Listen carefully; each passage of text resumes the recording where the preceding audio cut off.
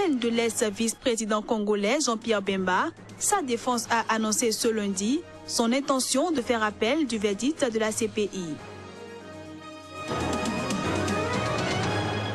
Lors d'un forum inédit de l'ONU qui s'est achevé ce lundi en Tanzanie, les albinos ont évoqué les clés de leur intégration et de leur sécurité.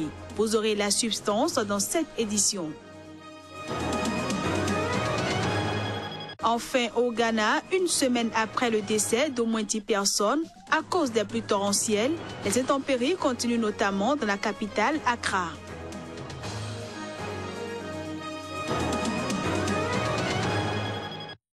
Bonjour à tous et merci de prendre une fois encore le rendez-vous de l'information sur Sika.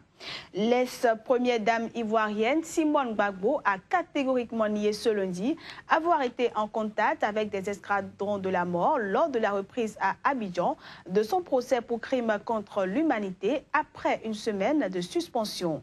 La reprise du procès a coïncidé ce lundi avec le 60e anniversaire de l'accusé. La cour d'assises d'Abidjan juge Simone Gbagbo depuis le 31 mai.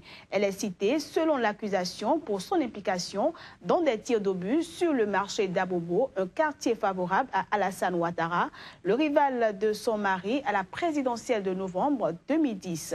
Simone Gbagbo est aussi accusée d'être liée aux escadrons de la mort contre les partisans d'Alassane Ouattara, qu'elle a toujours nié. Elle a plaidé non coupable et refuté toutes ces accusations. L'audience doit se poursuivre ce mardi avec l'intervention de la défense de Simone Gbagbo.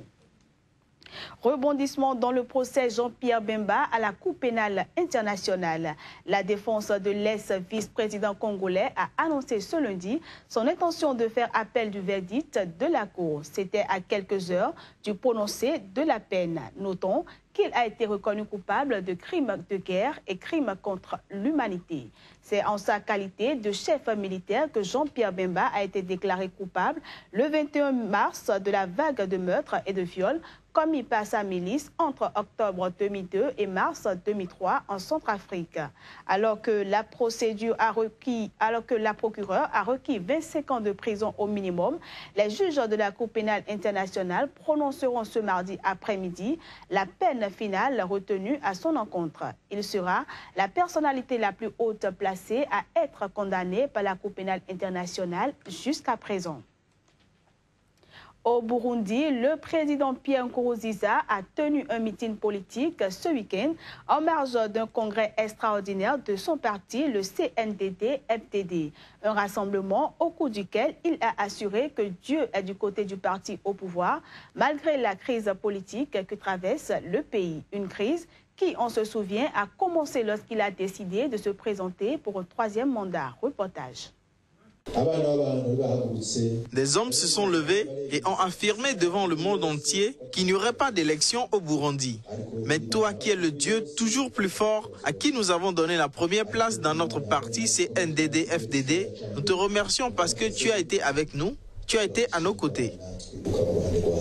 Au cours du meeting politique qu'il a tenu ce week-end, le président burundais Pierre Nkurunziza assure que Dieu est du côté du parti au pouvoir, malgré la crise politique que traverse le pays.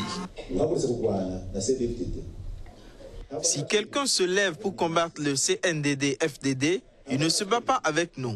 Il engage une bataille contre Dieu qui a la première place. Le parti au pouvoir au Burundi, le CNDD-FDD, a également tenu un congrès extraordinaire ce week-end à Ngozi, ville située à plus de 125 km au nord de Bujumbura. Une rencontre au cours de laquelle le parti a réaffirmé son refus de négocier avec l'opposition, accusée d'être derrière les violences dans le pays. Outre un toilettage des statuts et règlements intérieurs, le CNDD-FDD a procédé à la suppression du poste de président du parti. Celui-ci est remplacé par un secrétaire général au pouvoir réduit, désormais sous les ordres du Conseil des sages, dirigé par le chef de l'État burundais.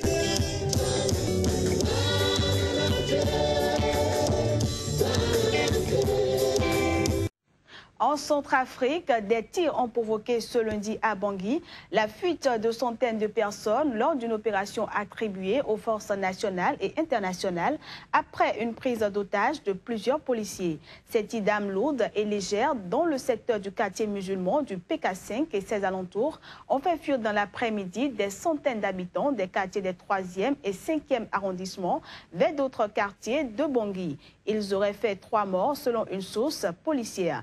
Les soldats de la mission des Nations Unies pour la Centrafrique, MINUSCA, ont participé au combat d'après des témoins qui prenaient la fuite. Les tirs ont provoqué l'interruption de la circulation sur plusieurs axes et l'arrêt des activités. La ville est survolée depuis en permanence par un hélicoptère des forces internationales.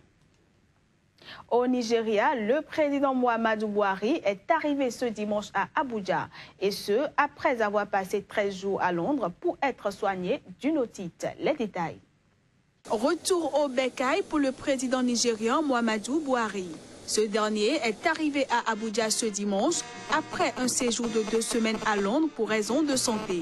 Je vais bien. Vous avez pu m'observer pendant que j'inspectais la garde d'honneur, a déclaré le président à la presse peu après sa descente d'avion.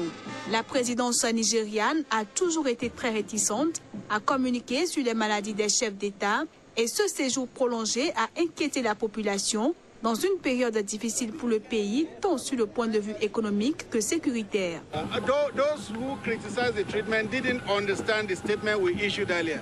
Ceux qui critiquent le président n'ont pas compris ce qu'il a dit plus tôt.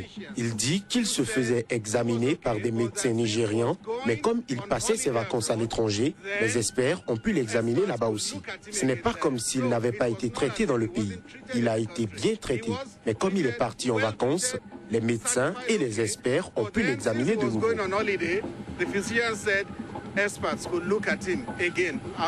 Toujours selon son porte-parole, Femi Adesina, le président Muhammadu Buhari recommencera à travailler pleinement ce lundi. Muhammadu Buhari, âgé de 73 ans, avait quitté le Nigeria le 6 juin à la suite d'une otite persistante, selon la présidence.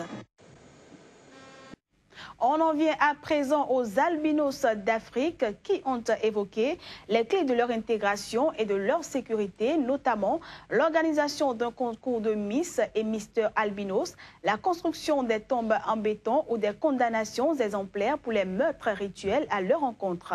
C'était lors d'un forum inédit de l'ONU qui s'est achevé ce lundi en Tanzanie. Images et sons. 150 représentants de la société civile et de gouvernements issus de 29 pays africains ont pris part au forum. À l'occasion, ils se sont exprimés sur les défis communs, les priorités et surtout le développement de plans d'action destinés à prendre des mesures concrètes pour protéger les personnes atteintes d'albinisme en Afrique. We had this forum because attacks against persons with albinism. Nous tenons ce forum parce que les attaques contre les personnes atteintes d'albinisme dans le but de prendre des parties de leur corps pour les vendre continuent de se produire et il semblerait que cette pratique se répande sur tout le continent. Les attaques semblent être dues au manque de connaissances que les gens ont sur la base scientifique de l'albinisme et sur les pratiques de la sorcellerie et également à une réponse insuffisante du gouvernement à ce problème. As well as witchcraft practices and insufficient government response to these issues. Depuis l'institution de la Journée mondiale de l'albinisme, célébrée le 13 juin 2015 par l'ONU, les albinos disposent désormais de moyens pour donner du poids à leur cause. Au Ghana, la saison des pluies fait rage. 10 morts en ont découlé la semaine écoulée. Parmi eux, 8 enfants. À ce jour, les intempéries continuent. Plus de précision à travers cet élément. Nous voici à Accra, capitale du Ghana. Ici, les pluies torrentielles font parler d'elles. Ce, notamment par les inondations qui font des victimes. Pendant 4 jours, les intempéries ont frappé. Même une grande partie du centre du pays a enregistré d'énormes dégâts humains et matériels. Une dizaine de personnes en ont fait les frais. Il a été conseillé aux populations par l'Organisation nationale de gestion des catastrophes de rester loin des rivières et des zones inondables tant que les pluies persistent. De juin à août, dure dans ce pays de l'Afrique de l'Ouest la saison des pluies. De mémoire, début juin 2015, plus de 150 personnes avaient été tuées à Accra dans l'explosion d'une station essence où les victimes tentaient de s'abriter en raison de pluies diluviennes. On reste dans ce même registre au Niger, à la suite de fortes pluies exceptionnelles. Dans le nord désertique du pays, au moins 3 personnes sont mortes et des milliers de têtes de bétail ont été décimées. Les eaux ont également détruit 100 boutiques et autant d'habitations. À Ingal, une ville située à une centaine de kilomètres d'Agadez, il est tombé 85 mm de pluie en 2 heures, selon le relevé pluviométrique du 14 juin. 1 millier de sans-abri ont été dénombrés et une centaine d'habitations se sont effondrées d'après les services locaux de gestion des catastrophes. Début juin, l'ONU a tiré la sonnette d'alarme sur les risques de nouvelles inondations en 2016 au Niger, qui pourrait affecter plus de 100 000 personnes à travers ce pays pauvre et désertique. En 2015, près de 103 000 personnes ont été sinistrées par les inondations au Niger qui ont fait des dizaines de morts. La Côte d'Ivoire bénéficie d'un système d'identification biométrique et de production de cartes nationales d'identité dont la base de données contient les informations d'une partie significative de la population à partir de 16 ans, issues principalement des recensements de 2010 et de 2015. Le comité technique du registre national des personnes physiques installé a été mis sur pied ce vendredi à Abidjan. Chris Paten à Sémian. Malgré les progrès réalisés par la Côte d'Ivoire ces dernières années, le problème de l'identification reste une cause de fracture sociale. La question du registre national des personnes physiques a beaucoup d'implications sur notre vie, sur le système fiscal. Dans le cadre du renforcement de sa politique de gouvernance administrative et sécuritaire, le gouvernement ivoirien a initié le projet de registre national des personnes physiques. À terme, ce projet vise à identifier la population ivoirienne en associant à chaque citoyen ivoirien ou toute personne résidant sur le territoire un numéro d'identifiant unique. Des pays comme la Mauritanie et le Cap-Vert font figure de modèle dans ce domaine. Je suis venu ici donc pour partager l'expérience de la Mauritanie pour la mise en place d'un registre biométrique des populations. Donc cette expérience, nous l'avons démarrée en 2010. Et aujourd'hui, en 5-6 ans, nous avons pu enregistrer 45% de la population. En vertu de la conduite efficiente de ce vaste projet en Côte d'Ivoire, un comité technique national comprenant l'ensemble des ministères et structures intéressées par la question de l'identification a été institué.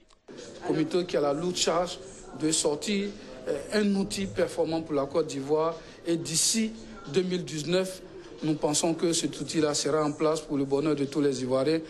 Il faudrait attendre 2019 pour avoir un registre national fiable qui pourra être utilisé dans le cadre des consultations générales en Côte d'Ivoire.